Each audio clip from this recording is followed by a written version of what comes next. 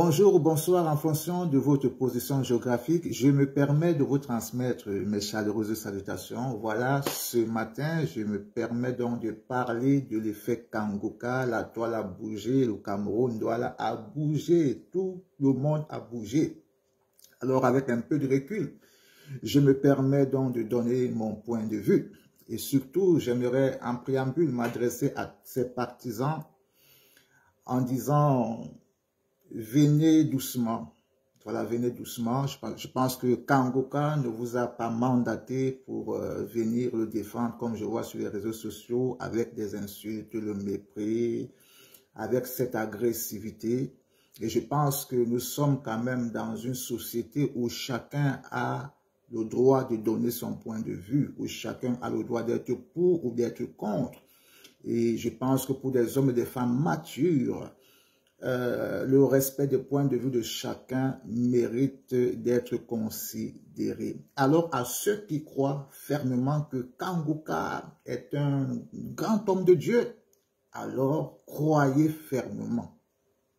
À ceux qui ne croient pas que Kangoka n'est pas un homme de Dieu, ne croyez pas.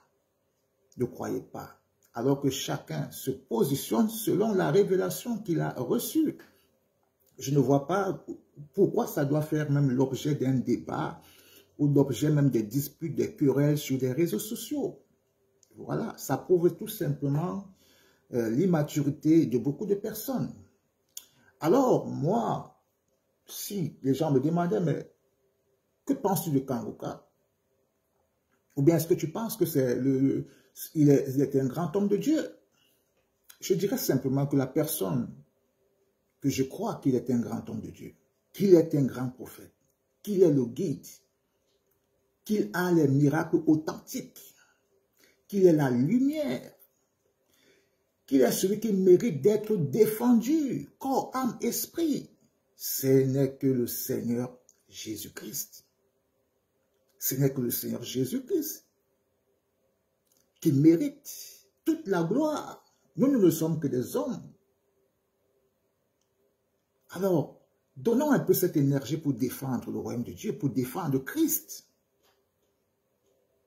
Donnons cette énergie pour appliquer nos cœurs à servir Dieu d'une manière véritable, d'une manière authentique. Je vois beaucoup de personnes qui sont allées dans cette grande croisade, de gloire à Dieu. Qu'il y a eu beaucoup de personnes qui sont allées là-bas. Mais le but d'une rencontre avec Dieu, c'est quoi?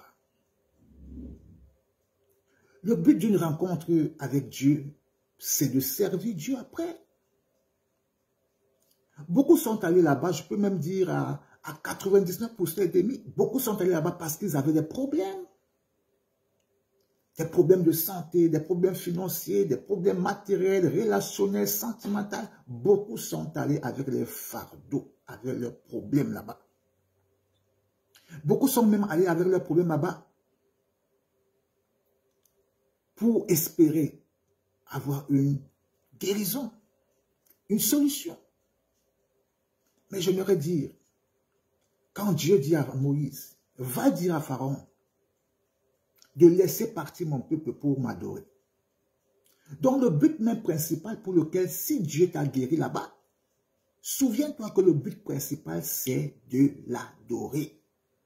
C'est de le servir. C'est de te repentir. C'est d'abandonner tes mauvaises voies. Beaucoup de personnes sont allées là-bas, peut-être qu'ils ont été guéris. Mais ne te sers pas de Dieu. Si tu es allé là-bas pour te servir de Dieu, pour avoir ta guérison, pour avoir ta santé, et retourner dans ta vie normale ou habituelle, tu ne fais que du mal à toi-même. Si tu es allé là-bas et qu'en retour, tu utilises encore tes serpents qui sont dans les comptoirs au marché, tu fréquentes encore les sorciers, les marabouts. Il y a des gens qui sont allés là-bas qui sont des rosicruciens, qui sont des francs-maçons. Il y a des gens qui sont allés là-bas qui sont les exhumeurs d'os. D'autres sont allés là-bas, étant des véritables sorciers qui sortent la nuit. Mais si après avoir rencontré Dieu là-bas, tu retournes encore dans cette poubelle de vie-là, tu ne sais pas ce que tu fais. Car le but de chaque guérison, c'est de servir Dieu. Le but de chaque délivrance, c'est de servir Dieu. C'est pour cela que Jésus pouvait dire, répentez-vous. Jean-Baptiste pouvait crier. Il disait, répentez-vous, car le royaume de Dieu est proche. Repentez-vous. Abandonnez vos serpents. Abandonnez vos sorcelleries. Abandonnez votre méchanceté. Il pouvait dire au docteur, répentez-vous, soignez les gens avec honnêteté, n'abusez pas financièrement des gens. Il pouvait dire au gynécologue, répentez-vous après cette rencontre. N'envoyez plus les femmes à l'abattoir, alors que vous pouvez faire mieux. Il pouvait dire aux avocats, soyez honnêtes. Il pouvait dire à tous ceux qui étaient dans les bureaux administratifs, qui travaillent dans l'administration, répentez-vous, ne soyez plus corrompus.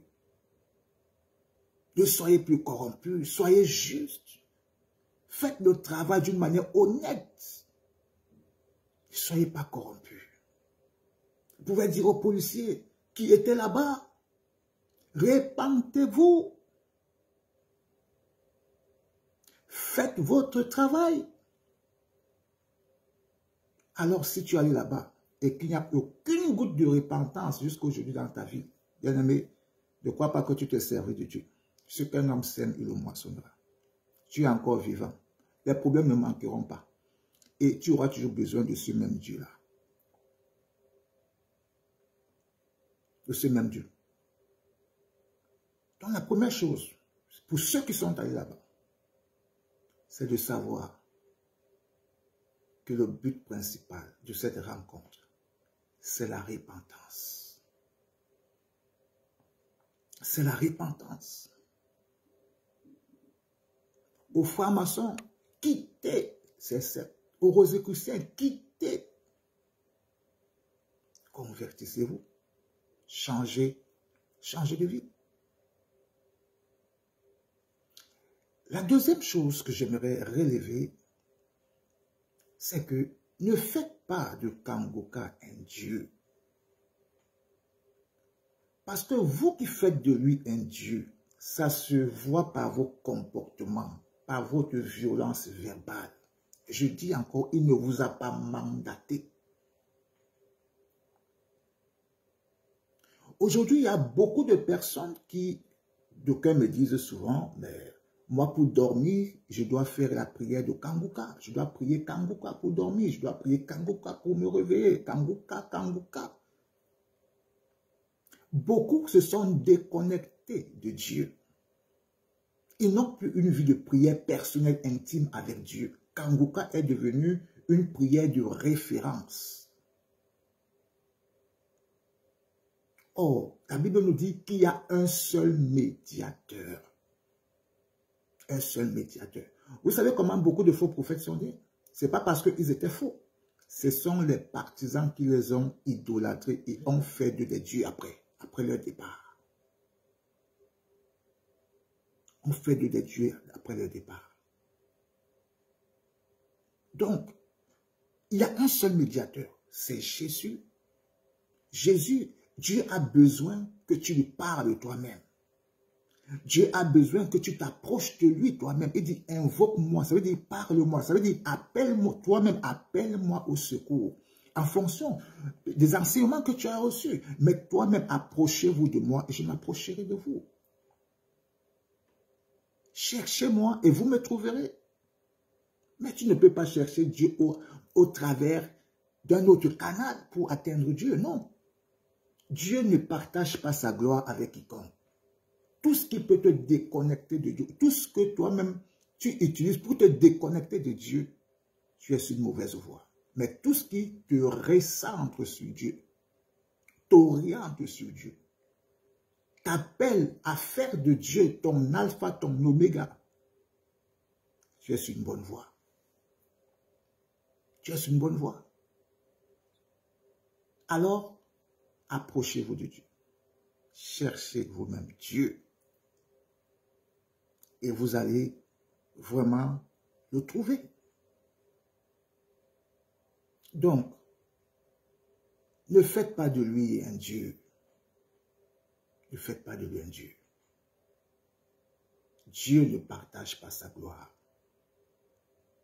Ce ne sont que des serviteurs. Pour ceux qui croient, et pour ceux qui ne croient pas, chacun selon la révélation qu'il a reçue. Voilà, chacun selon sa révélation qu'il a reçue. Mais personne ne mérite un châtiment parce qu'il ne croit pas à Kamuka. Ou bien des insultes, ou bien tout ce que je vois. Alors, et la Bible nous parle également que dans les derniers temps, il y aura des faux prophètes. C'est une réalité. On ne peut pas dire que ce n'est pas une réalité. C'est une réalité. C'est une réalité. Alors, c'est pour cela que chacun doit vraiment s'attacher à Dieu. S'attacher à Dieu. Faire de Dieu son numéro 1. Faire de Dieu sa priorité. Faire de Dieu son grand confident. Il y a beaucoup de choses qui nous arrivent aujourd'hui parce que on a fait des hommes nos grands confidents. On a fait des hommes nos dieux. Nos dieux. C'est pour cela que beaucoup de malheurs frappent des personnes aujourd'hui. Parce que Dieu n'est plus la référence. C'est l'homme qui est la référence. Les gens ont pris leur vie, ils ont confié entre les mains des hommes. Quand j'ai un problème, quand j'ai ça, non. Mes brebis entendent ma voix et me connaissent. Cherche à entendre la voix de Dieu. C'est elle qui te guidera, qui t'orientera, qui te convaincra que lui, il est un bon, lui n'est pas un bon.